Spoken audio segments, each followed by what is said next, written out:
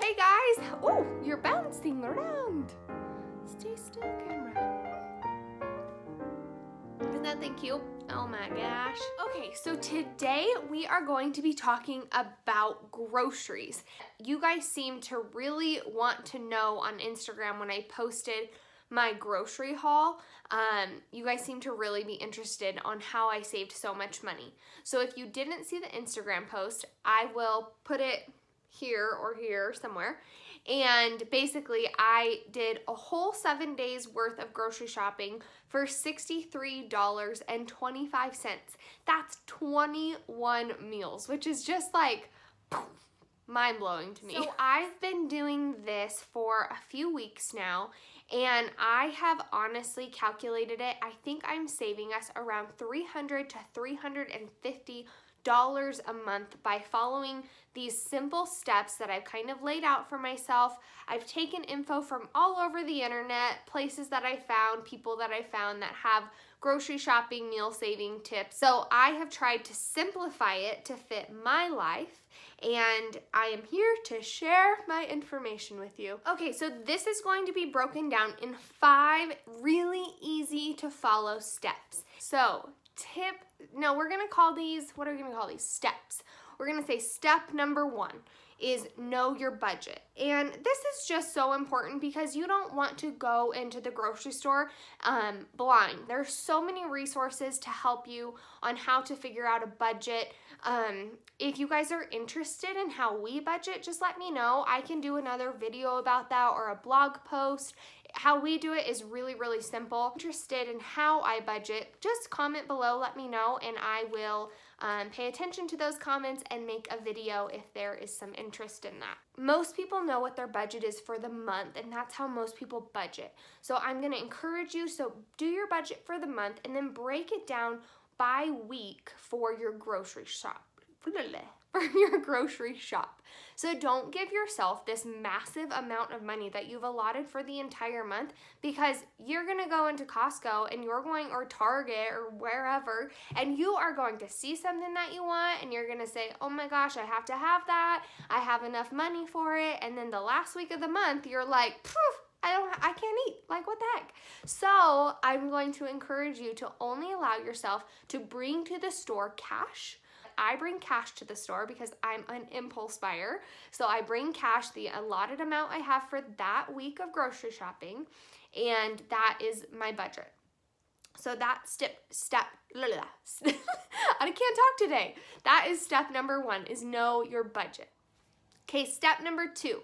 You are going to go through what you have first. So I don't know about you guys, but I tend to have things in the back of my fridge and my pantry and my freezer, and I will just forget about that stuff if I don't actually intentionally look for it. So what I'm encouraging you to do is take a little notepad, write down the things that you need to use up. So if there's something that's like produce that's gonna go bad, I write that on my list. And then I follow it up with anything that I find in my pantry that can be for meals. So like beans or pasta, if I have like frozen chicken or frozen beef, whatever you have. And this is always going to be replenishing itself, but we'll talk about that in just a minute. So that's your second step, is to write down a list of what you have already. Okay, so step number 3 is going to be meal plan. And this is where I think a lot of people kind of go off the rails and where things get really difficult and really hard. So I'm gonna try to give you my best tips and tricks on how to meal plan. I feel like I've got it pretty well down, so I'm hoping that this will help you guys. Once you know your budget and once you have gone through what you have, you're gonna go online. Here's a really good tip. So say you go to a Google search, say that you have zucchinis and potatoes. So you're going to go onto an internet search and you're just gonna put those into the search button, into the search box. See what comes up. A lot of the time when you search in Google, or if you go onto any of the cooking websites, you're gonna get an abundance of recipes that have those 2 ingredients. So those are that's an example of like when you when you have kind of like things that you're like, I don't know what to use these in. So say it is a soup. Now, maybe you have some chicken in your freezer and maybe you have some noodles that you can incorporate all of that into the soup. Maybe the only thing you have to buy is some broth and you have an entire meal plus leftovers for your lunches. So that's just one example. There's many out there, but if you have some random items, go look online. One of my favorite apps to use, it's called Meal Lime, and they have no idea who I am. It's not like sponsored or anything, but I will link it below because the app is so helpful. The app, and there's tons and tons and tons of meals, and you can, in the search button, you can put, say, zucchinis or potatoes or chicken or whatever you have that you're not sure how to use, and it'll give you a whole like scroll page of ideas and recipes that you can use that have that ingredient that you're searching for. If you already have those things, you can just check them off, and then it takes it away from your grocery list so that you can just see what you need to buy. So that's a very helpful app. Love Meal Lime. I also have like a treasure trove of recipe books that I'm super familiar with. So if you have recipe books, think through that when you're trying to meal plan. And then I'm going to also recommend that you actually write down every day of the week, breakfast, lunch, dinner, breakfast, lunch, dinner. And what this is going to do is it's going to help you build off of what you have. So I'm going to grab mine. So this is my meal plan. And I put reminders over here just because it's helpful for Brandon and I when we're like walking out the door to see what we have for dinner, if we need to take anything out. I'll link this below so you guys can just have an easy PDF of what I use. How this works is I put the dates up here, the dates that the meals are gonna go through. And I do 7 days. So like I said before, I only go shopping once a week. I don't go any more than that. I don't go any less than that. I go once a week. So it was the 1st to the 7th. This is a 7-day calendar. And then so this is Monday through Sunday. And then what I do is I have a category for breakfast, a category for lunch, and a category for dinner. And what this helps with is that you're looking at it like lateral. So I had zucchini bread one day, and then for lunch we had leftover enchiladas. So to use that up, we had enchiladas for lunch. Then we had some zoodle spaghetti with Caesar salad. And then the next day on Tuesday, I put leftovers. And Brandon just knows that's leftovers from dinner or anything that's left over in the fridge. So when he's up in the morning and he's getting ready for work, he'll just look at this and then he'll grab what's in the fridge. So that's what my meal plan looks like. And then I also have, like, on Tuesday, we were gonna have, where is it? Tuesday, we were having fish tacos. So on Monday, I wrote myself a reminder to take out the perch. So I hope that's helpful, you guys.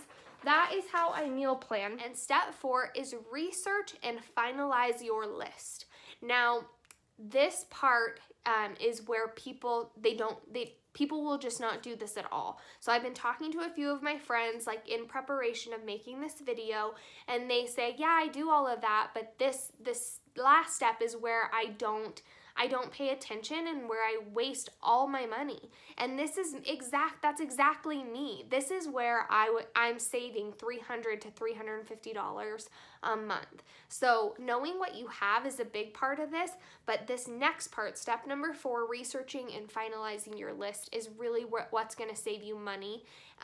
So hang with me, here we go. So there's a few different ways on how to research and finalize your list. I'm gonna tell you what I do, and then I'm gonna give you a few different tips, a few different examples. So I like to shop at a local grocery store that's close to my house, and they have an online shopping tool. So almost all of the grocery stores these days have an online shopping tool. I would just recommend that if you are going to follow this, just find a store that's close to you that's close to you. That's a big tip, because you don't want to be driving all across town and wasting your gas money when you could be buying bread with that money or whatever. So find a store that's close to your house that has an online shopping tool. Now, the reason that the online shopping tool is important is because you're virtually going to do all of your shopping online, but then you're going to take your list to the grocery store.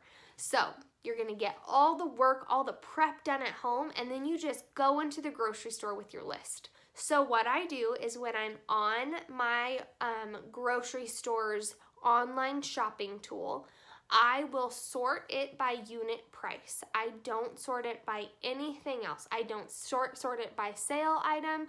I don't sort it by quantity. I sort it by unit price. Now what that's gonna do, for example, is if you're buying chicken and say you sort it by unit price, there is a, like this last shopping trip, I was able to get this massive pack of chicken breast, and it was 97 cents a pound. I looked at the chicken that I usually buy because I wasn't paying attention before, and there was chicken in the store that was $7.99 a pound. That's $7.02 of savings just by sorting by unit price.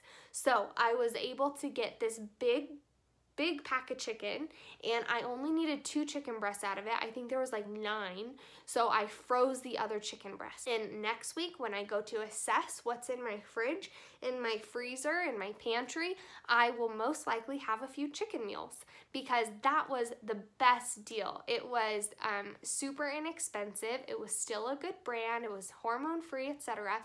But it was a great deal. So I got the chicken sorted by unit price, and that's how I sort through all my groceries. So I take the list that we made in step 3 of the items that I need, and then I punch it into the search thing, and I go through and I sort it by unit price, and I basically just click the cheapest one.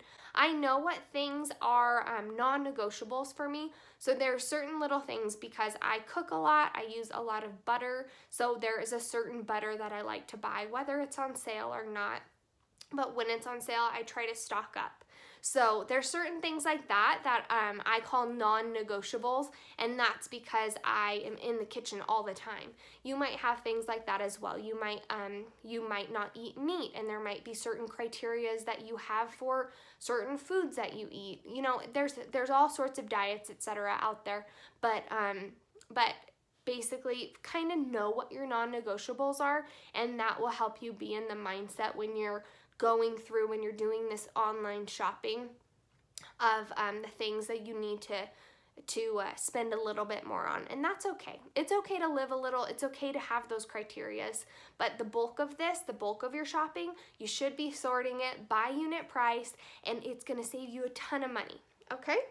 So you have your list. We've typed in chicken, berries, everything. We've sorted it by unit price. We have the list. I'm gonna opt to just go to the store because it's close to my house instead of doing the pickup fee because I didn't spend enough money to waive that fee. So I take my list into the store, and this is where you need to be quick and you need to stick to your list. The reason that it's important to stick to your list and the reason that it's important to have a quick mindset is because if you allow yourself time to just browse around the store, you are going to buy something that was not on your list. And remember, you've already spent all of this time, all of this energy creating a list that works for you. You know what you need during your week. You know what you need to buy. So there's no reason really to browse. So I know personally if I browse, my budget's out the window because I'm gonna grab something that I just don't need. So, and this is another way to really stick to your diet too. Like if you're on some kind of plan or some kind of eating, if you're trying to eat healthy, this is a really good way for you to avoid all of those little things that stick out to you that you don't really need. So go to the store with the mindset of it being a quick grocery shop. Step number 5, because there are 5. Go to the store with your list. Make it quick. So let's recap, okay? So step number 1, we are going to know our budget. Step number 2, you're gonna assess what you have in your house already. Number 3 is meal plan. Step number 4 is research and finalize your list. And step number 5 is go to the grocery store with your list in hand and make it quick. So I hope that helped you guys. Like I said, a whole entire week, 21 meals for $63.25. If you guys have any questions, please comment on any of my social media platforms. I will leave it below. And also, if you're not subscribed here, if you're new, please hit subscribe, hit that thumbs up button. It really helps me understand what videos you guys want to see and how I can help you even more. So I love you guys very much. I hope you've enjoyed this video, and I will talk to you very, very soon. Bye!